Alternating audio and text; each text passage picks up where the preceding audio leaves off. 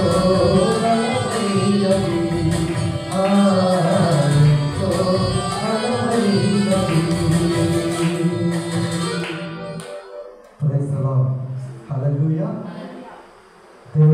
నామానికి మహిమ కలుగును గాక. మన ప్రభువును రక్షకుడైన యేసుక్రీస్తు నామంలో మీకు అందరికీ వందనాలు తెలియజేస్తున్నానండి. మరి ఈ మాసంలో అనగా ఈ నెలలో ఇది చివరి శుక్రవారం కదా.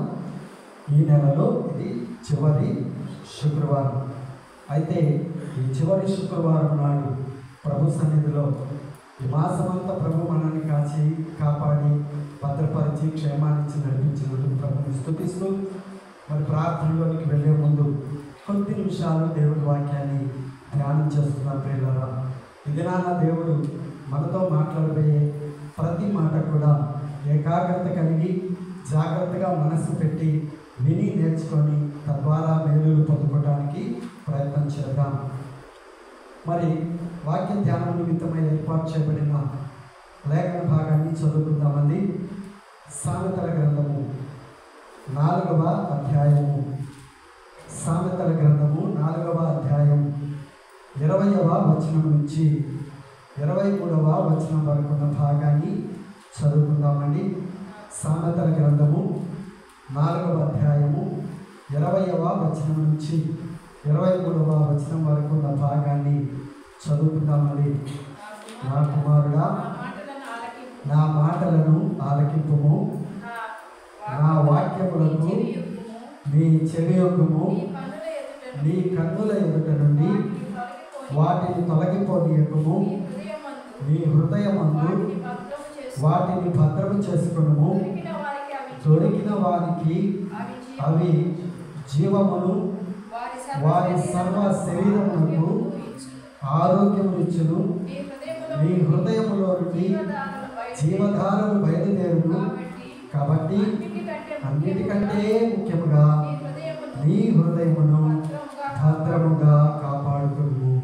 దేవుడు ఈ పరిశుద్ధ వాక్యమును మన వినికిడిలో దీవించి ఆశీర్వదించి నడిపించుగాక. ఆమేన్. తల నుంచి కనుమూసిన చిన్న మాట ప్రార్థన చేసుకుని దేవుడి వాక్యాన్ని ధ్యానం చేసుకుని ప్రార్థనలోకి వెళ్దాం. కనికరము కలిగిన మా గొప్ప తండ్రి, మహోన్నతుడు అయిన మా ప్రభువా, మీ నామానికి వందనాలు, స్తుతులు, స్తోత్రాలు చెల్లించుకుంటున్నాం. యేసయ్యా, ఈ దినాన నీ పాద సన్నిధిని చేరి నీ మందిర ఆవరణంలో కూర్చొని నిన్ను స్తుతించి కనపరిచి కీర్తించి ప్రార్థించడానికి వచ్చిన నీ బిడ్డలమైన మమ్మల్ని జ్ఞాపకం చేసుకోండి తండ్రి. ఇప్పటి వరకు పాటలతో నిన్ను స్తుతించాం. మరి సమయంలో ప్రార్థనలోనికి వెళ్ళే ముందు నీ లేఖన భాగంలో ధ్యానించుకొని కోరుచూ ఉన్నాం తండ్రి. నీ మాటలు జీవము గల మాటలు, నీ మాటలు వెలుగునిచ్చే మాటలు, నీ మాటలు మంచి మార్గమును చూపించే మాటలు, నీ మాటలు మమ్మల్ని బలపరిచే మాటలు. అట్టి నీ శ్రేష్టమైనటువంటి మాటలు మేము ధ్యానించుకొనుచూ ఉండగా నాతో మాతో మాట్లాడమని యేసు నామమున అడిగి ప్రార్థించి వేడుకొనుచున్నాము తండ్రి. ఆమేన్. హల్లెలూయా. ఇక దేవుని వాక్యాన్ని కొద్దిసేపు ధ్యానం చేసుకుందామండి. ఈ చదవబడిన ఈ లేఖన భాగం మరి దావీదు కుమారుడు ఇశ్రాయేలు రాజు జ్ఞాని అయినటువంటి సొలొమోను గారు వ్రాసినటువంటి సామెతలు. ఈ సామెతల్లో నుండి ఈ దినము మనం ఒక పాఠం నేర్చుకున్నాం, కొన్ని విషయాలు నేర్చుకున్నాం. అయితే చదవబడిన లేఖన భాగంలో బాగా మనం ఆలోచన చేస్తే అక్కడ రాయబడిన శ్రేష్టమైన మాటలు, నా మాటలను ఆలకించుము, నా వాక్యములకు చెవియొగ్గుము, నీ కన్నుల ఎదుట నుండి వాటిని తొలగి పోనీయకము, నీ హృదయమందు వాటిని భద్రం చేసుకో అంటున్నాడు. అంటే నా మాటలు విను, నా మాటలకు చెవియొగ్గు అంటే నా మాటలను ఆలకించు జాగ్రత్తగా. నా మాట నీ కన్నుల ఎదుట నుండి, నీ దృష్టి నుంచి తొలగించుకోబాకు. నీ హృదయం ముందు వాటిని ఏం చేయమంటున్నాడు? భద్రం చేసుకోమంటున్నాడు.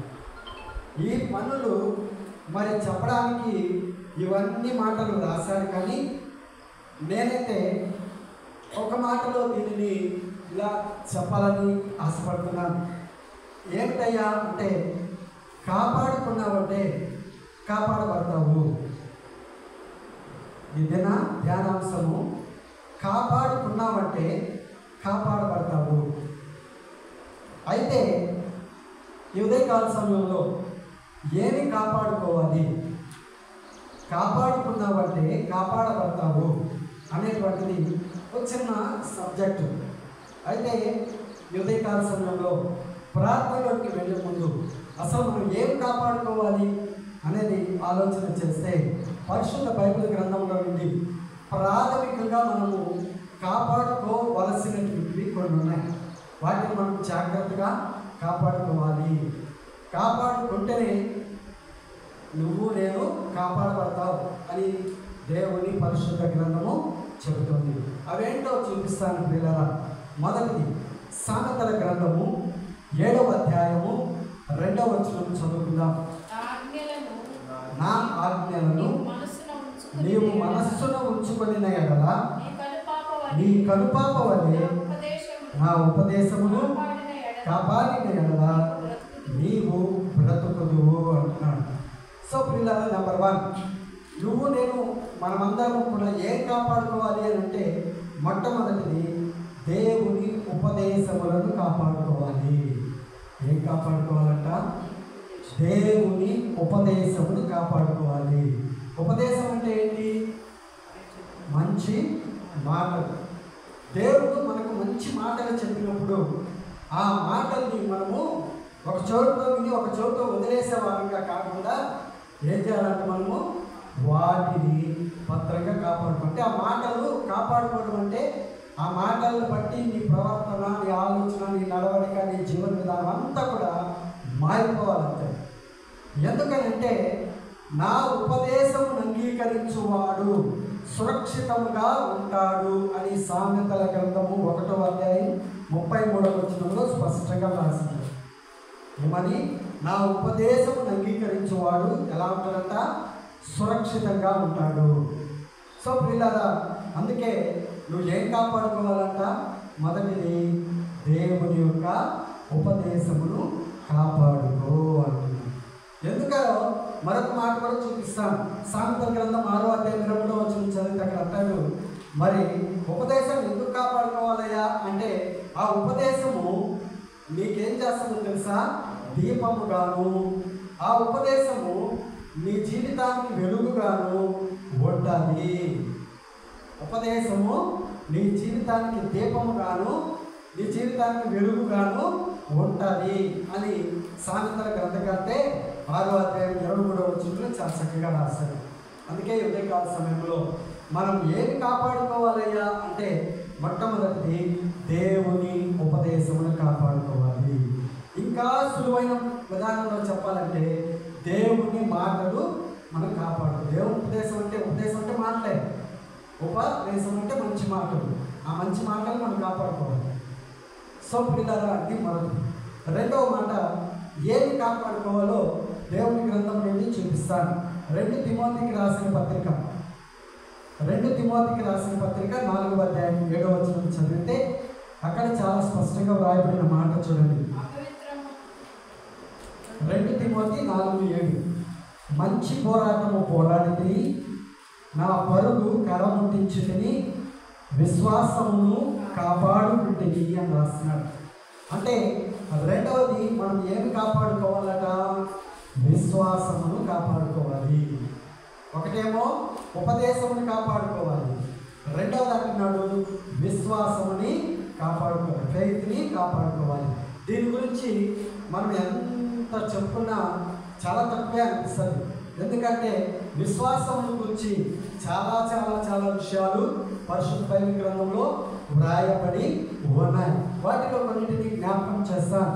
ఏంటయ్యా అని అంటే 1 కొరింథీ 16:13 అంటాడు, మెలకువగా ఉండండి, విశ్వాసమును నిలకడగా ఉండండి అంటాడు. అంటే విశ్వాసంలో మనం ఎంతకాలంట నిలకడగా ఉండాలి, తప్పిపోకూడదు.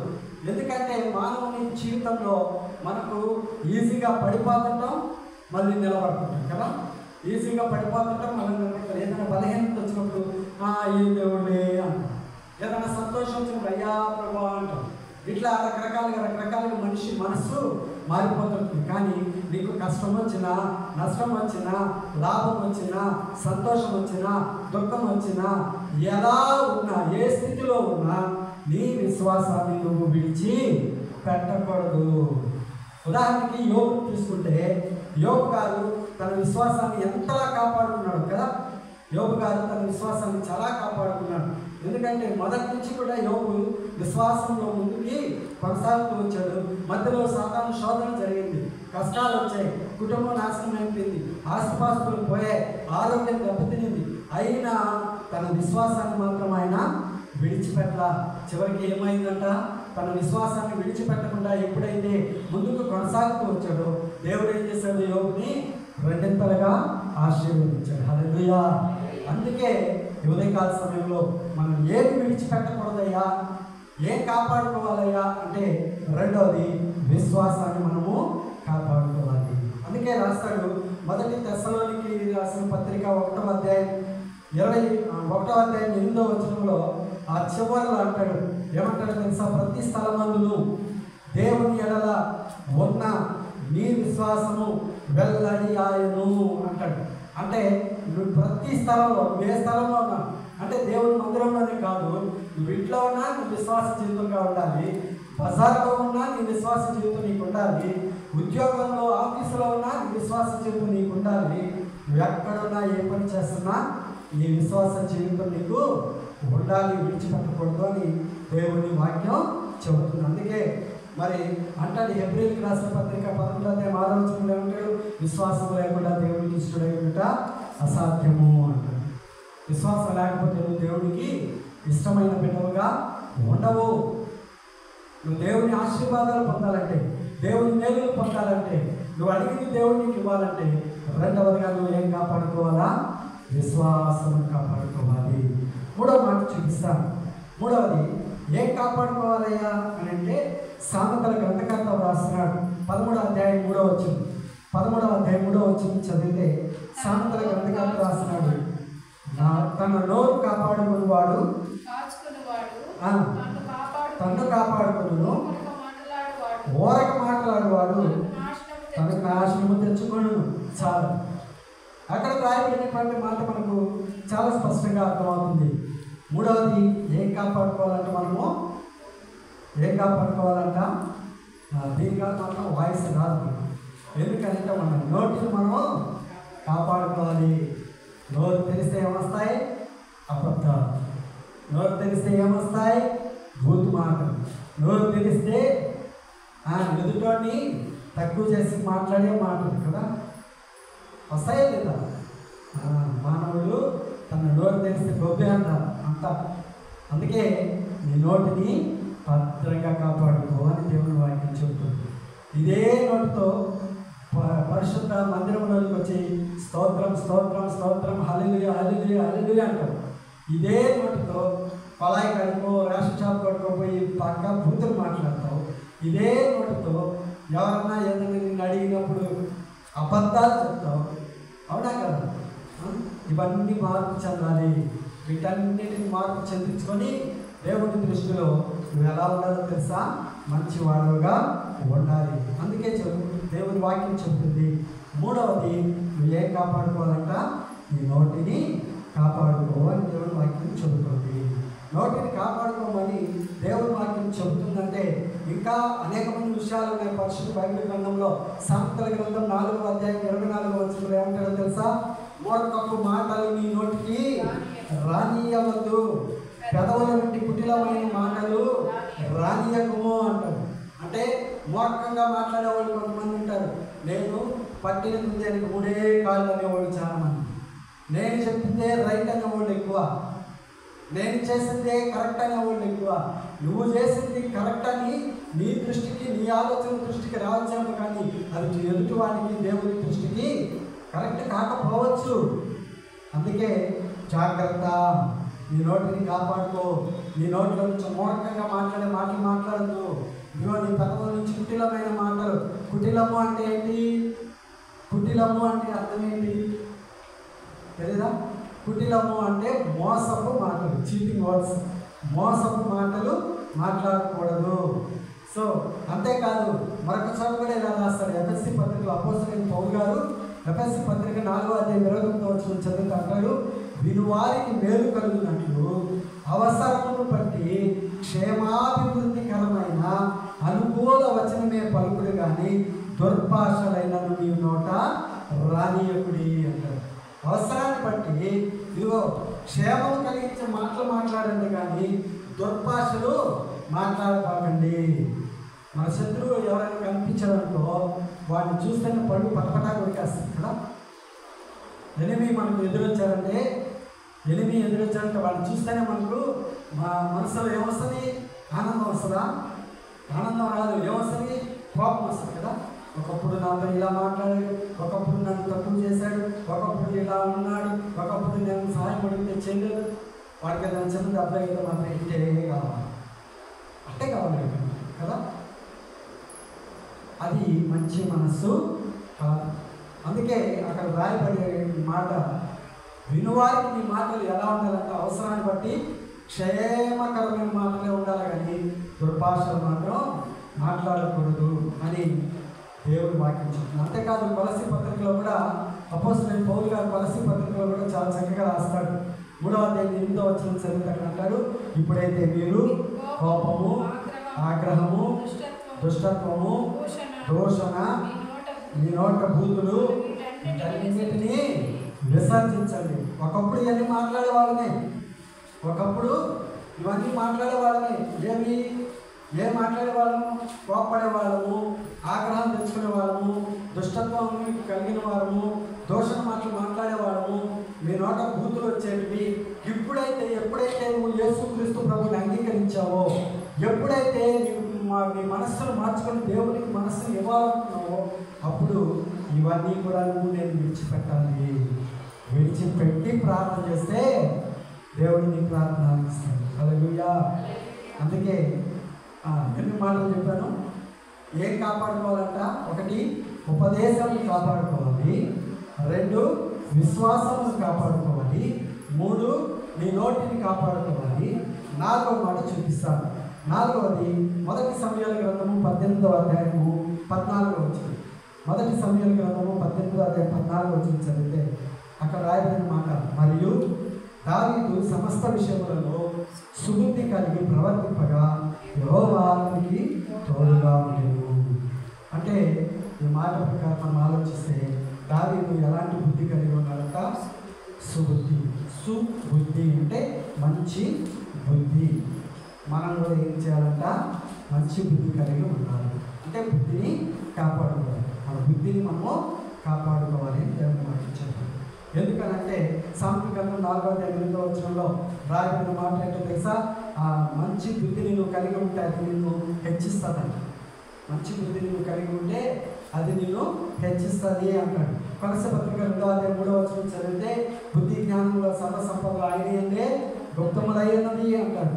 అంతేకాదు హెబ్రీయులకు రాసిన పత్రిక 10వ అధ్యాయం 26వ వచనం చదివితే మనము సత్యమును గురించి అనుభవ జ్ఞానం పొందిన తర్వాత బుద్ధిపూర్వకముగా పాపము చేసిన ఎడల పాపములకు బలికను ఉండదు అంటున్నాడు. అంటే బుద్ధిపూర్వకంగా నీ బుద్ధిని మార్చుకున్న తర్వాత, ఒకసారి నీ బుద్ధిని గురించి దేవుడు హెచ్చరించిన తర్వాత, ఆ బుద్ధిని మార్చుకున్న తర్వాత ఉద్దేశపూర్వకంగా నువ్వు మళ్ళీ నీ బుద్ధిని మార్చుకొని మరి నువ్వు చెడ్డ పనులు చేస్తే, పాపములు చేస్తే, దేవుని సన్నిధిలో నువ్వు ఎన్ని బదులు అర్పించినా, ఎంత సమర్పించినా దానికి క్షమాపణ లేదని దేవుని వాక్యం చెబుతుంది. సో ప్రియ సోదరి సోదరులారా, 4వదిగా ఏం కాపాడుకోవాలంటే మనము బుద్ధిని కాపాడుకోవాలి. మరొక మాట కూడా చూపిస్తాను. 1 తిమోతికి రాసిన పత్రిక 6వ అధ్యాయం 20వ వచనం. 1 తిమోతికి రాసిన పత్రిక 6వ అధ్యాయం 20వ వచనం. ఓ తిమోతి, నీకు అప్పగింపబడిన దానిని కాపాడి అపవిత్రమైన వట్టి మాటలకును జ్ఞానమని అబద్ధముగా చెప్పబడిన విపరీత వాదములకు దూరముగా ఉండుము అంటున్నాడు. అంటే ఇక్కడ రాయబడినటువంటి శ్రేష్టమైన మాట ఏంటో తెలుసా? 5వది ఏం కాపాడుకోవాలయ్యా అంటే దేవుడు నీకు అప్పగించిన దాన్ని కాపాడుకో.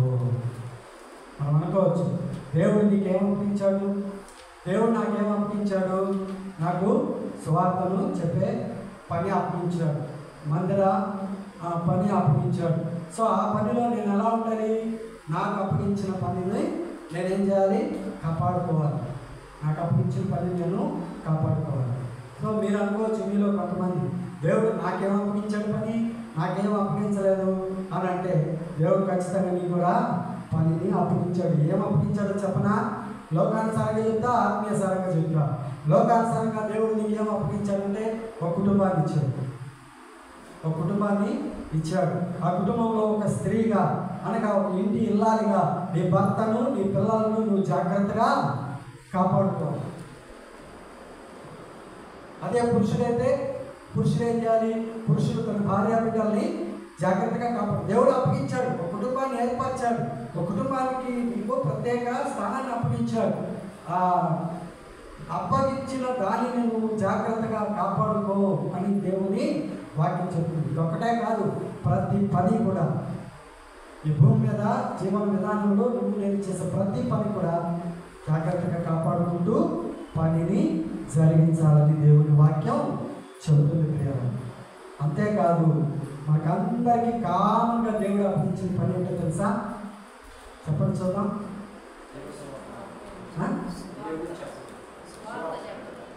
సువార్త చెప్పడం. కానీ అంతకంటే సువార్త చెప్పడానికి కొంతమంది అందరూ కొంతమంది బోరుగా కొంతమంది టైం లేదు. కానీ అందరికీ కామన్గా దేవుడు ఇచ్చినటువంటి పని అదే ఏంటి చెప్పండి? ప్రార్థన. ఏమిచ్చాడు దేవుడు? ప్రార్థన.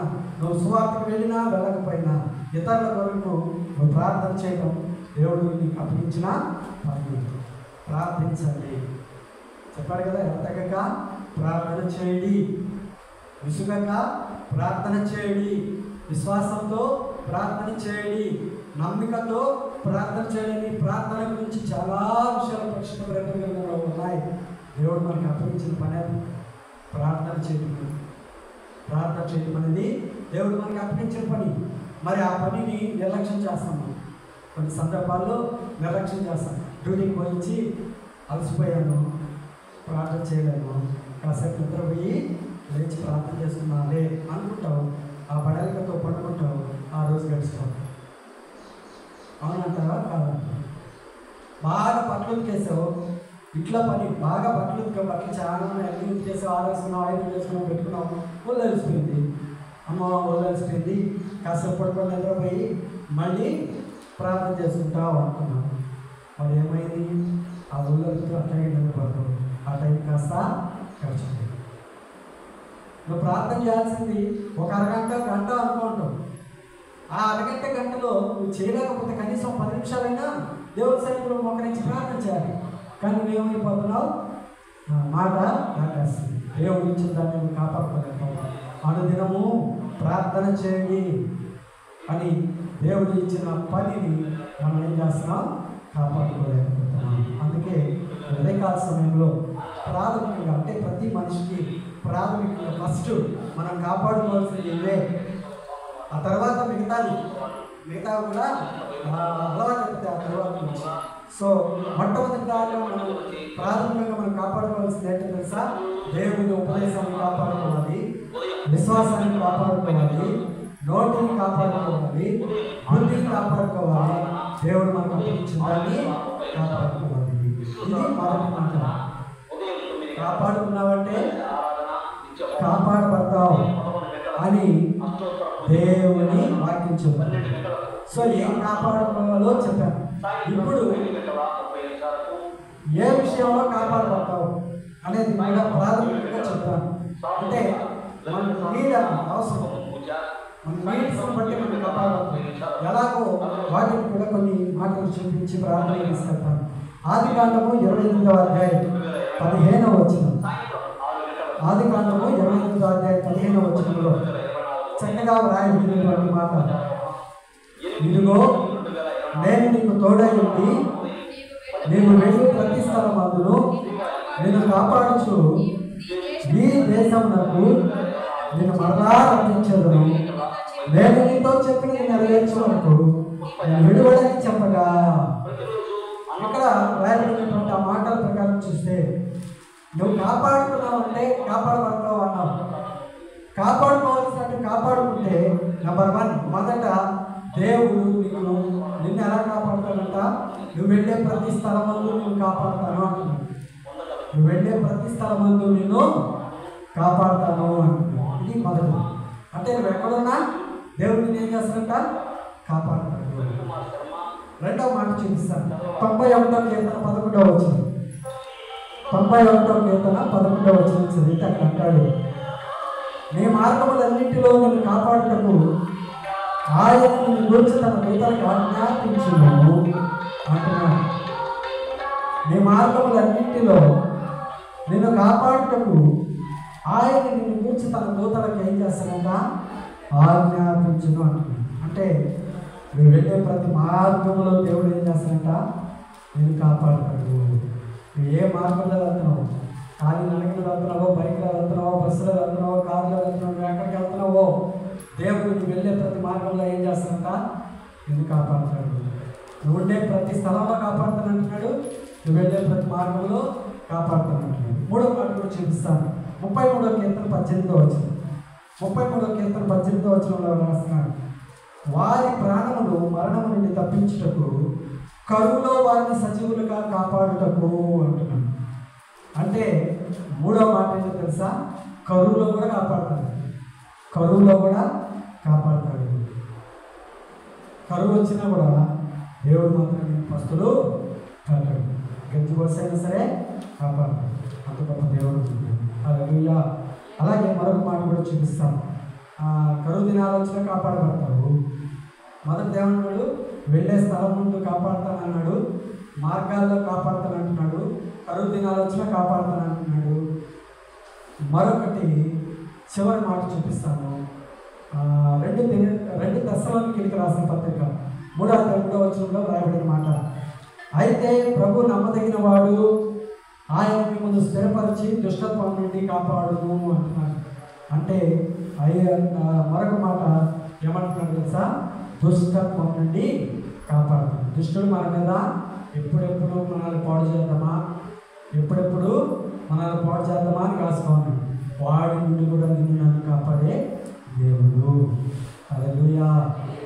సో ప్రియ సహోదరి సహోదరులారా, ప్రార్థనలోనికి వెళ్ళబోతున్నాం. ప్రార్థనలోనికి వెళ్ళే ముందు ఏం చేయాలంట? మనల్ని మనం కాపాడుకోవాలి. మనల్ని మనం కాపాడుకోవాలంటే వేటిని కాపాడుకోవాలి? దేవుని ఉపదేశాన్ని కాపాడుకోవాలి. రెండోది విశ్వాసమును కాపాడుకోవాలి. మూడోది నోటిని కాపాడుకోవాలి. నాలుగవది బుద్ధిని కాపాడుకోవాలి. ఐదోది దేవుడు మనకిచ్చిన ప్రతి పనిని కాపాడుకోవాలి. ఏంటా పని? దేవుడు మనకి అప్పగించిన పని అంటే ప్రార్థన. ప్రార్థనా జీవితాన్ని మనం కలిగి ఉండాలి. ఆ ప్రార్థనను మాత్రం మనం విడిచిపెట్టకూడదు. దేవుని సన్నిధిలో దేవాది దేవుడు మనకు అనేక విషయాలు దినాన నేర్పిస్తూ ఉన్నాడు. దేవుడి మాట దీవించగాక. మేము ప్రార్థనలోకి వెళ్దామా? ప్రార్థనలోకి వెళ్ళేందుకు మోకరించి 10 నిమిషాలు ఒకసారి మనం పరీక్షించుకుందాం. దేవుని సన్నిధిలో మనం పరీక్షించుకున్నాం. ప్రియా సహోదరి సహోదరుల, ప్రభు అయిన యేసుక్రీస్తు కూడా నా జీవితాలను కాపాడడానికి ప్రార్థనా జీవితాన్ని గడిపాడు. అట్టి ప్రార్థనా జీవితాన్ని నేను కూడా కలిగి జీవించడానికి ప్రయత్నించేద్దాం. ప్రార్థనలో నాటునది పెళ్ళగించుట సాధ్యము, ప్రార్థనలో పోరాడినది పొందకపోవుట సాధ్యము. ప్రార్థనలో నాటునది పెళ్ళగించుట సాధ్యము, ప్రార్థనలో పోరాడినది పొందకపోవుట సాధ్యము. ప్రార్థనలో ప్రాకులాడినది పతనమౌట అసాధ్యము. ప్రార్థనలో ప్రాకులాడినది పతనమౌట అసాధ్యము. ప్రార్థనలో పదునైనది పని చేయకపోవుట సాధ్యము. ప్రార్థనలో పదునైనది పని చేయకపోవుట సాధ్యము. ప్రభువా ప్రార్థన నేర్పయ్యా, ప్రార్థన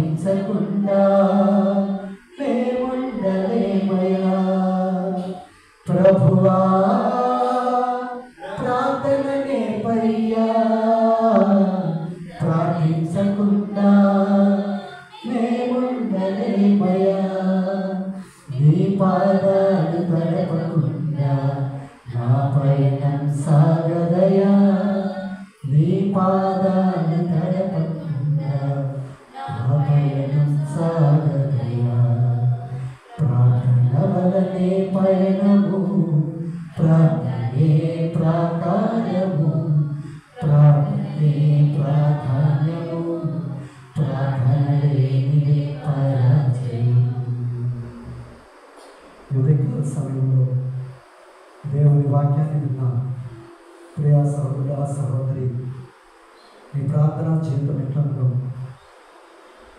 నీ జీవితంలో నువ్వు కాపాడుకోవాల్సినవి కాపాడుకుంటున్నావా లేదో ఒకసారి నిన్ను పరీక్షించుకొని ప్రార్థనలోకి వెళ్ళమని ప్రభుత్వం మనం చేర్చిన విత్తబడిన వాక్యం ఫలింపులోకి వచ్చినట్లుగా ఎవరైనా ఒకరు ప్రార్థించమని ప్రభుత్వం మనం చేర్చున్నాం.